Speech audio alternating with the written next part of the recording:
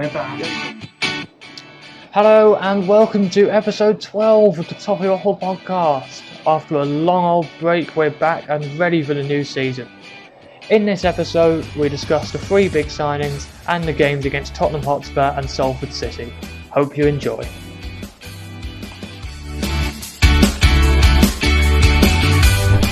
Okay, so we have got a lot to get through. So I think the logical place to start would be the three signings. The long-running saga, but we got them all over the line. It was a very exciting few days.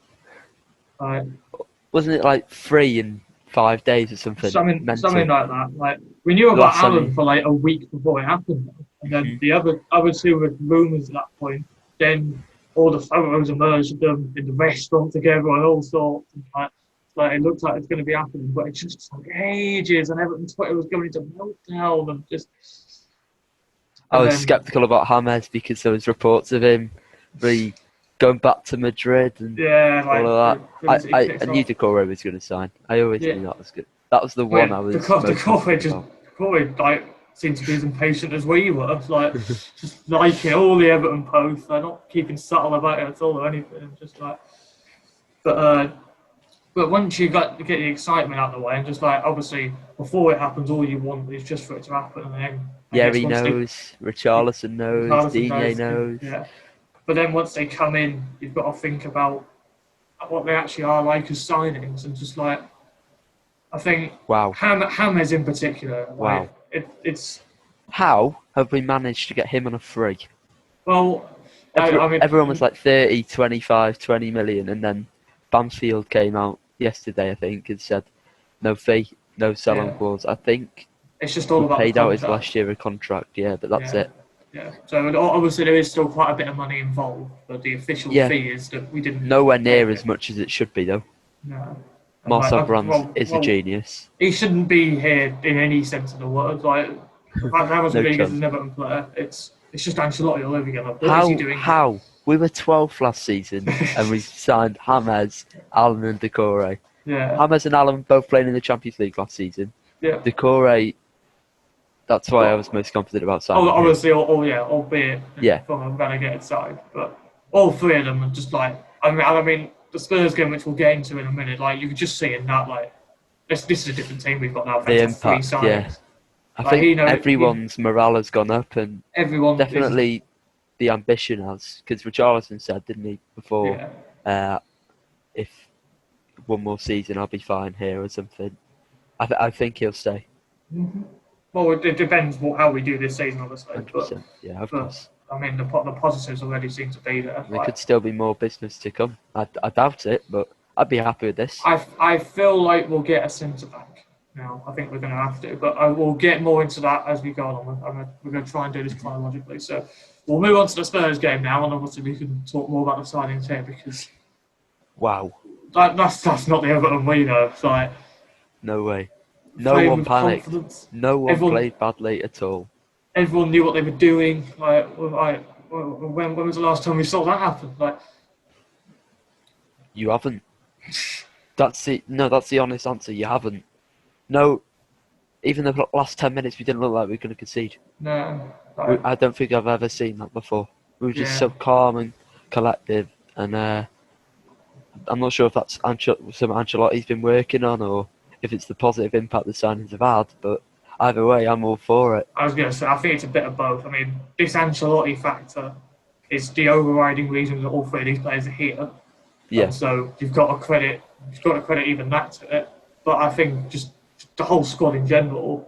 I mean, as good as these signings are, I still think the main thing is Ancelotti is our manager. Like, this is the best opportunity we're going to have in our career, almost for pretty much all of them.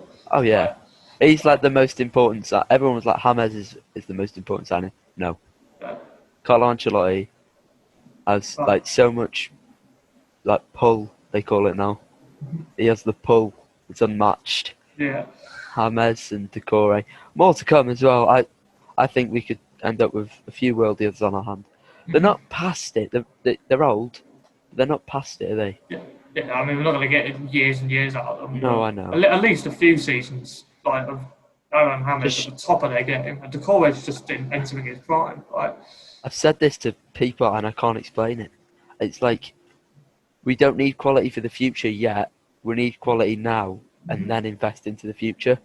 Because unless we aren't good now, no one's going to want to come.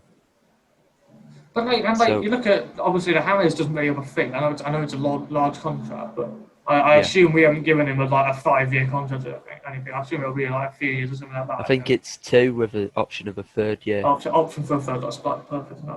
And then you look at someone like Allan, same age obviously, but 25 million is not a lot in this market. And for a player of his quality, I think that's a good deal. And you can immediately tell, he's still got it. He's not past it or anything at all. He was magnificent. I don't think any of them are past it at all. But definitely good enough to get in our team anyway. I think he's shown flashes of Idrissa Gueye, but who could actually pass? Yeah. Obviously, I don't think he had a shot that we didn't really see his shooting. Yeah. But that's not what he's here for. He was good at getting out of tight spaces, shielding the ball. He was brilliant. I think there was one moment where he just pushed Sigurdsson away and just tackled the ball.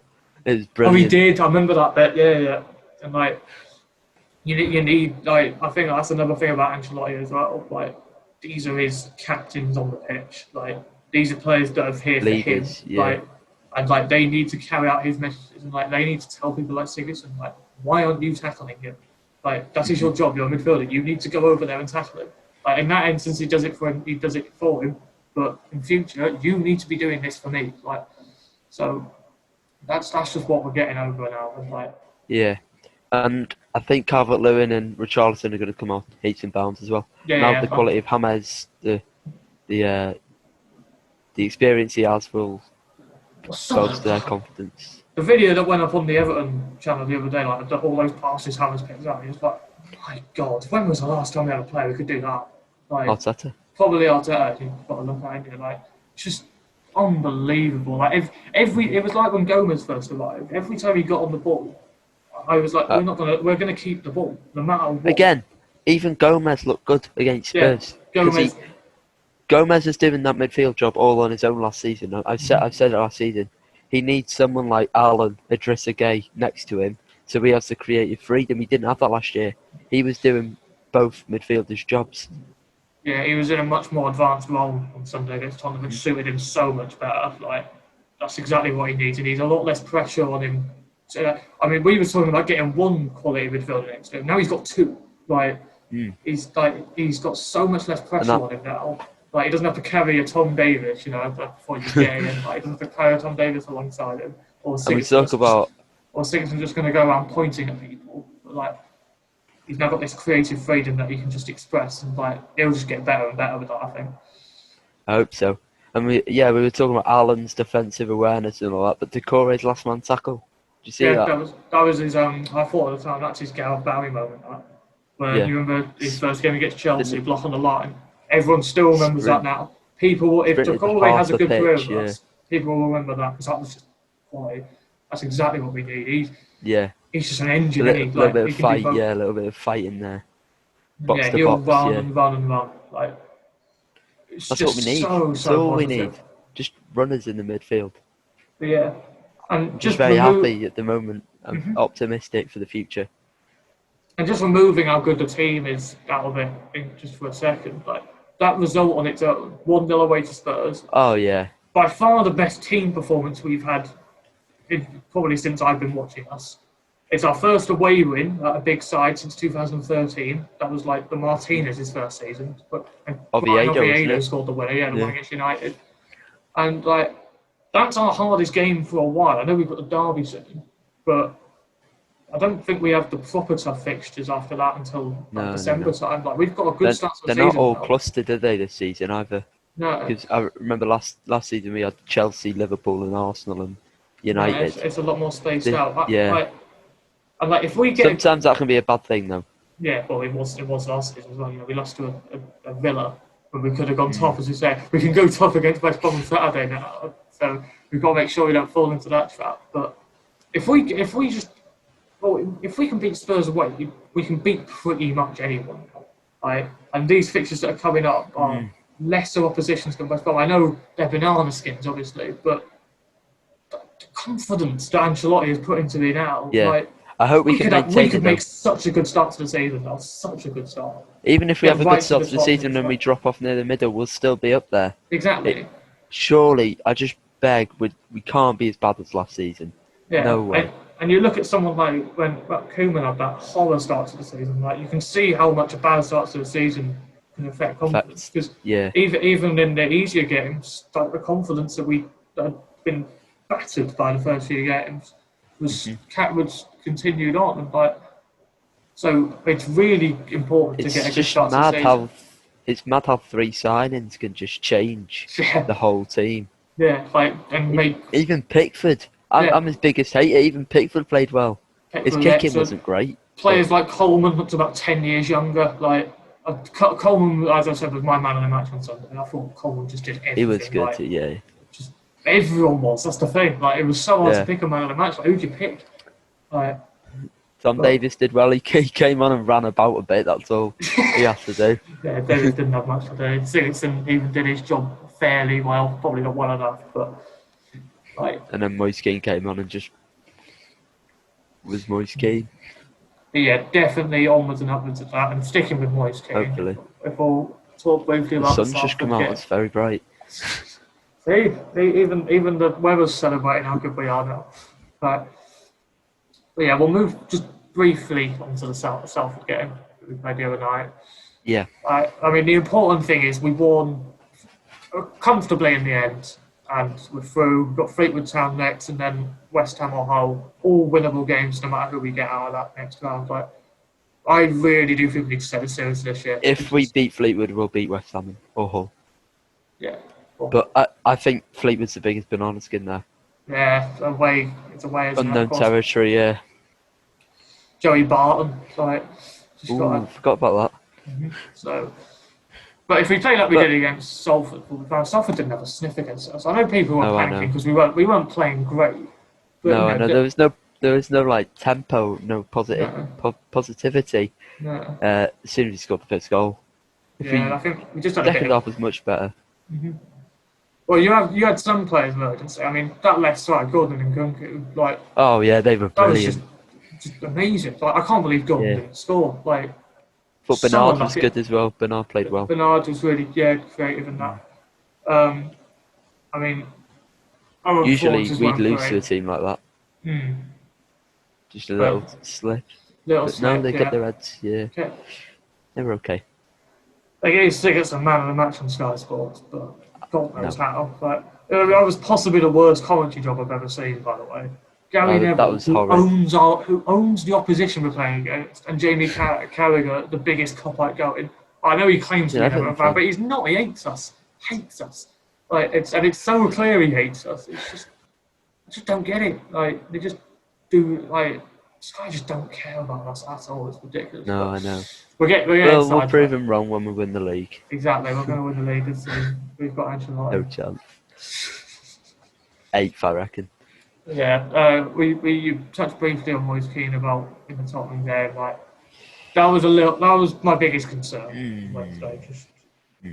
That thing, he just didn't look up for it. The one thing, we always had the problem with him last season. How he used to try too hard. He used to sprint after everything. I think Wednesday didn't try enough. Don't know if he's low on fitness, but just didn't. I don't know what it is. He just didn't look bothered.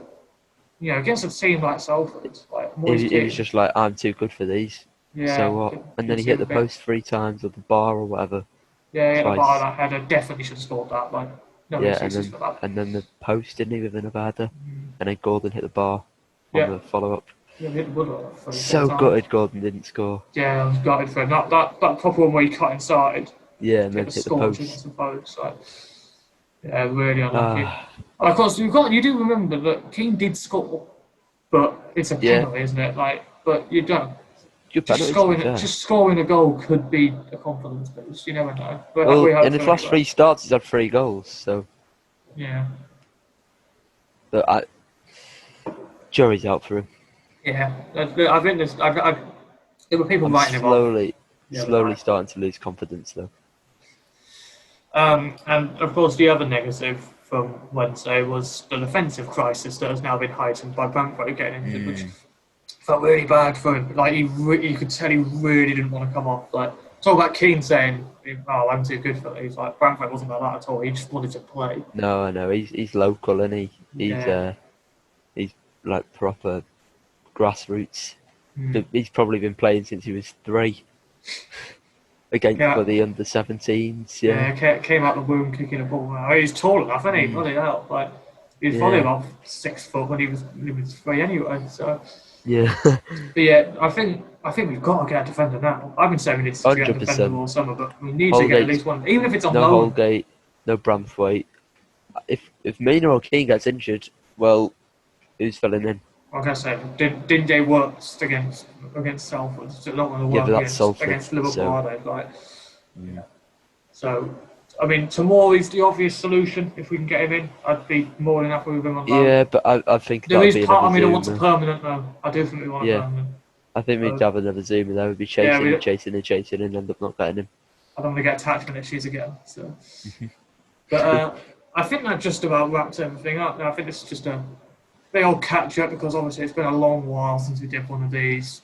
We had technical issues or whatever, but it's all sorted now, and hopefully this can become a lot more consistent again. But I think the phrase that we need to sign out with is "up the Toffees."